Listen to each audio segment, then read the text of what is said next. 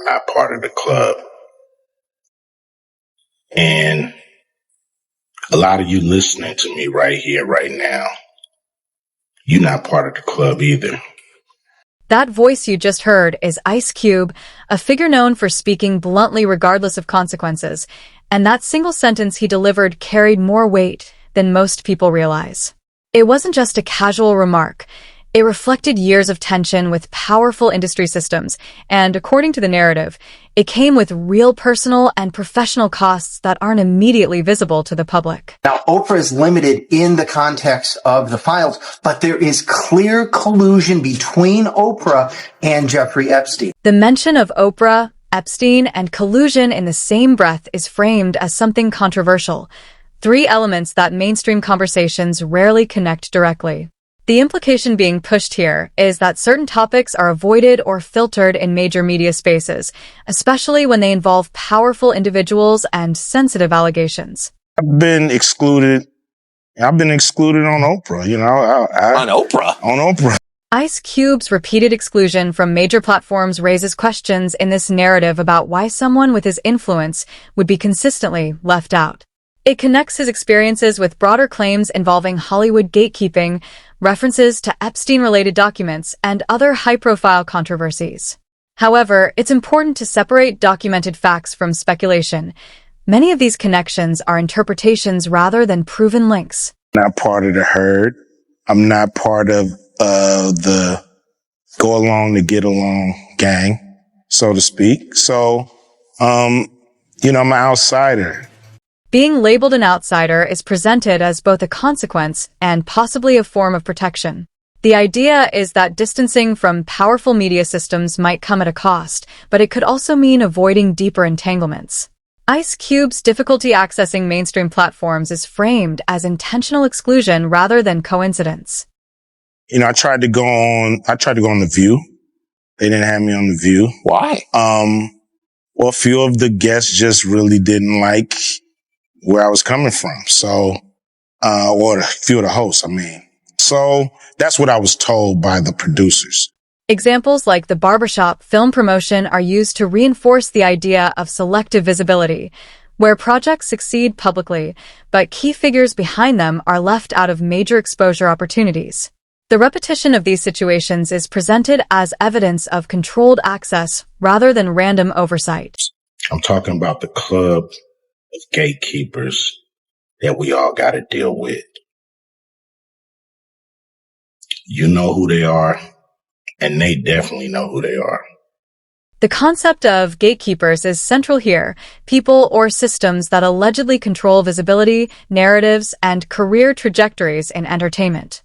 Ice Cube's perspective is framed as coming from first-hand experience inside the industry, giving weight to his claims, though they remain subjective viewpoints rather than confirmed structures. What makes them so mad is when you don't want to be a part of their fucking club. That pisses them off. The argument shifts to the idea that refusing participation in certain systems can itself be seen as a threat. The suggestion is that power structures rely not just on involvement but on silence and compliance, and those who opt out may disrupt that dynamic. So if you were on the scene and you were powerful, to be honest, if you're not in those files, it would be an insult because it just means that you were a bit of a loser. Epstein is described as a hub within a network of influence, where association itself was treated as status. The comparison being made is between that exclusivity and Hollywood's club mentality, though again, this is a conceptual parallel rather than a proven unified system. Sarah sent Epstein an email saying, I want to make sure you're aware I'm going on Oprah tomorrow. And she is going to ask me about my debts, the entrapment of last year, and the press about you in January. It'll be quick and at the top of the show, all of 10 seconds, a very small piece. However, I just wanted to make sure that you are aware of this and seek your advice on how you want me to answer. Oprah Winfrey's name appearing in Epstein-related documents is mentioned, but it's crucial to clarify. Appearing in contact lists or documents does not imply wrongdoing. Many public figures appear in such records without involvement in criminal activity. The narrative raises questions, but does not provide confirmed conclusions. This is straight up collusion. This is Oprah passing through a message to Epstein. The discussion of Oprah's school in South Africa highlights a real controversy involving abuse allegations that were investigated. While serious, the situation was addressed legally, and claims beyond documented facts, such as missing individuals, are not widely substantiated in credible reporting. And I spoke to all the girls personally, and I encouraged all of them, any of them who had actually been harmed, to please come forward. The narrative broadens to include connections between various high-profile figures like Harvey Weinstein, R. Kelly, and others, suggesting a pattern. However, proximity or public association does not equal complicity, and each case has its own documented facts that should be evaluated independently. All of the girls went missing that was at that school graduating class, and nobody is talking about it. I'll tell you why. Because you guys are protected, and I don't appreciate it. I want you guys tap in, tune in, comment. If you guys know about it, talk about it, spread the word, share this. Those girls in Africa went missing. That was at Oprah's school, Oprah Winfrey. Where were these girls at? Has anybody found them? Why is there not enough coverage on this? And Monique's claims about being blackballed in Hollywood are part of a well-known dispute within the industry. Her statements about Oprah reflect her personal experience and perspective, which remain contested and not universally agreed upon. I got labeled as difficult because I said one word, and that was no. Now, I said no to some very powerful people. What Tyler Perry showed me, Lee Daniels, Oprah Winfrey, and Lionsgate. When you don't do what we ask you to do, we'll take your livelihood. The story touches on allegations of personal betrayal and professional conflict, framing them as part of a larger system of control. These claims are serious, but largely based on individual accounts rather than verified systemic proof. She never said my mother was coming on that show, because had Oprah Winfrey said, I'm going to have your mother, I would have said, shut it down.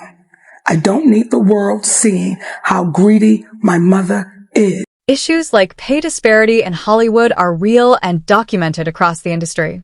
The mention of such cases adds credibility to concerns about inequality, though it doesn't necessarily confirm broader conspiracy claims. And so whenever I heard there was an issue or there was a problem with the cars or there was a problem with the food, I would step in and do whatever I could to make it right. The narrative introduces Epstein's interest in eugenics, which is documented in some reports, but expands it into broader speculative territory. It's important to distinguish between verified investigations and unproven extensions of those ideas.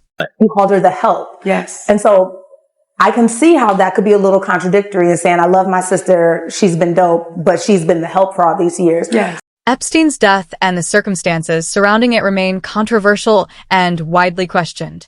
While officially ruled a suicide, public skepticism persists due to procedural failures, though no definitive alternative explanation has been legally confirmed.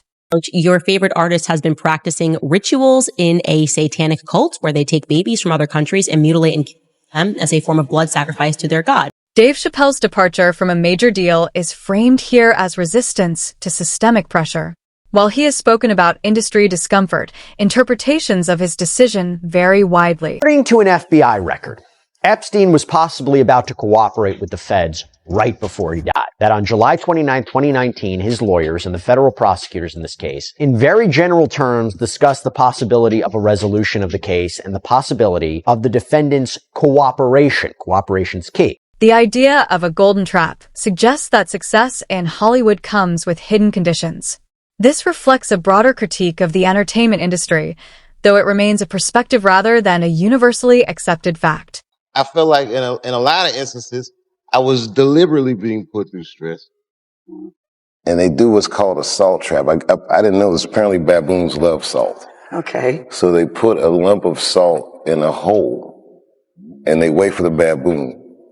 The baboon comes, sticks his hand in the hole, grabs the salt. Salt makes his hand bigger and he's trapped. He can't get his hand out. Now, if he's smart, all he does is let go of the salt. Baboon doesn't want to let go of the salt. Then the bushman just comes, takes the baboon, throws him in the cage, and gives him all the salt he wants. And then the baboon gets thirsty. The bushman lets him out the cage. The first place the baboon runs to is water. Bushman follows him, and they both drink to their fill. And in that analogy, I felt like the baboon. Ice Cube's strategy of bypassing traditional platforms and speaking directly to audiences is presented as a response to exclusion.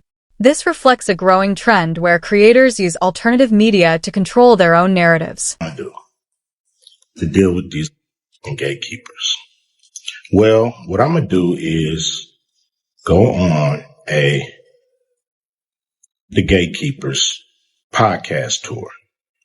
And I'm going to go talk to everybody,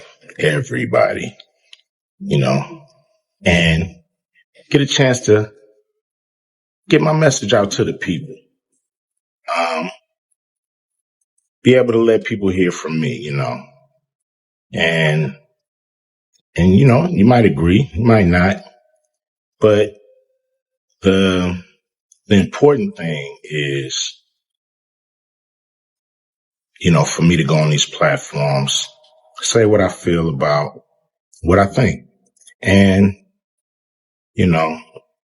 some people may get pissed off because I'm going to talk to everybody. I'm not playing. The conclusion ties together themes of power, control, and unanswered questions, urging viewers to think critically.